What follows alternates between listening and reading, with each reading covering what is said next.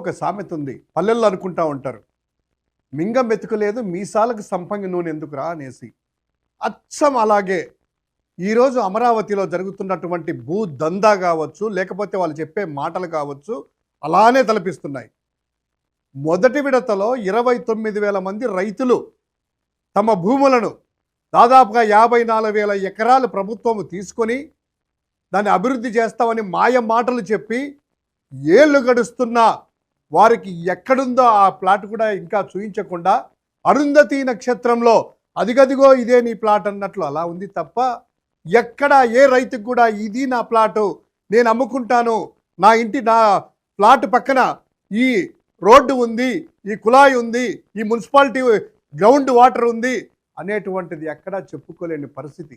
అంత బాధల్లో రైతులందరూ కూడాను అల్లాడిపోతుంటే వారిని నట్టేట ముంచి రెండో విడత అని చెప్పి మరో 34,000 ఎకరాలను బలవంతంగా లాక్కోవడానికి నోటిఫికేషన్ ఇచ్చారట. మొదటి విడతలో ఇచ్చిన రైతులు మాకు కుయ్యో ముర్రో అని 29,000 మంది అడుస్తుంటే రెండో విడత అంట. అక్కడ ఏమన్నా 54,000 ఎకరాల్లో ఏమన్నా విశ్వనగరం ఏమన్నా మారిందా? లేకపోతే కనుక మొత్తం అంతా కూడాను కన్స్ట్రక్షన్స్ అయిపోయేసి రోడ్స్ అయిపోయేసి ఇక జాగా లేక రెండో విడతలో లాక్కుంటున్నారా? లేదే. 1 కిలోమీటర్ అయినా కూడా రోడ్డు పడిందా? 217 చదరపు కిలోమీటర్ల దూరంలో రాజధాని ప్రాంతం మొదటి విడత అని చెప్పారు కదా, ఎక్కడైనా కూడాను అలా ఉందా? ఇక ఆ భూములన్నీ కూడా ఏమైనట్టు? 54,000 ఎకరాలు ఎవరికి ఇచ్చినట్టు? మంత్రి నారాయణ వచ్చి మొత్తం అంతా కూడా అభివృద్ధి అయిపోయింది, 700 ఎకరాలే మిగిలిందంటారు. అంటే మిగతా భూములన్నీ ఎవరికి పంచారు, ఎవరికి దారాదత్తం చేశారు? ఒక్కసారి చూసుకున్నట్లయితే భోగాపురం ఎయిర్పోర్టు నాకు తెలిసి దేశంలోనే అతిపెద్ద ఎయిర్పోర్ట్ కాబోతా ఉంది.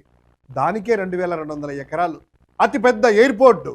అలాంటిది ఇక్కడ అమరావతిలో 5,000 ఎకరాలకి ఎయిర్పోర్ట్ తీసుకొని వస్తారట. ఎక్కడ అసలు? ఇక రెండవది బీజింగ్ కావచ్చు, చైనాలో అదేవిధంగా లండన్లో కావచ్చు, పోర్ట్స్ ఉండేటువంటి నగరాలలోనే ఒక 500 ఎకరాలు 150 ఎకరాలు అలా ఉంటాయి. ఇక్కడ 500 ఎకరాలు 2,000 ఎకరాలు స్పోర్ట్స్ సిటీలకట. అంటే ఒలింపిక్స్ జరిగేటువంటి ప్రాంతాల్లోనే అట లేదే, ఇక్కడ అలా అంట. ఒకే ఒక్కటి, మీరు రైతులని మొదటి విడతలో ఏదైతే తీసుకున్నారో 29,000 మంది రైతుల్ని వాళ్ళని సాటిస్ఫై చేసి వాళ్ళకు ప్లాట్లు కేటాయించి, వాళ్ళకు ప్లాట్లు కేటాయించడం అంటే వాళ్ళ పేరుతో రిజిస్ట్రేషన్ చేసేసి హల్లులు వేసి ఇది అనేటువంటి రోడ్డు కానీ ఏదైతే చెప్పారో ఆ కన్స్ట్రక్షన్ తీసుకొని వేస్తే తప్ప రెండవ విడతలో లాక్కోవడానికి తీసుకోవడానికి మీరు అర్హులు కాదు. వాళ్ళ కళ్ళలో నీళ్లు కూడా తెప్పించొద్దు.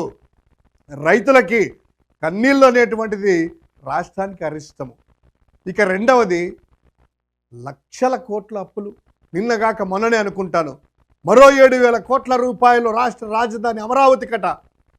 ఏమవుతున్నాయి 1,000 కోట్ల రూపాయలు? రైతులకి ఏమో వచ్చింది, ఉపయోగం లేదు, రాష్ట్రానికి ఉపయోగం లేదు. ఎవరికి ఇదంతా కూడాను సంబంధించినటువంటి కాంట్రాక్టర్లకా లేదా నీకు సంబంధించినటువంటి వాళ్ళకా? ఈ భూములు ఏమయ్యాయి? ఒక్కసారి ఫలానా వాళ్ళకి ఇంత భూములు అని చెప్పండి. ఇండస్ట్రీ కూడా లేదే. రూపాయికి, అర్ధ రూపాయికి, 99 పైసలకి, ₹1,00,000కి మీరు ఇష్టం వచ్చినట్టు విశాఖపట్నంలో భూములు, రాష్ట్రంలో 1 ఎకరం కూడా భూమి లేకుండా మొత్తం అంతా కూడా నీ అనుయాయులకి దారాదత్తం చేస్తున్నారు. ఇది అన్యాయం కాదా?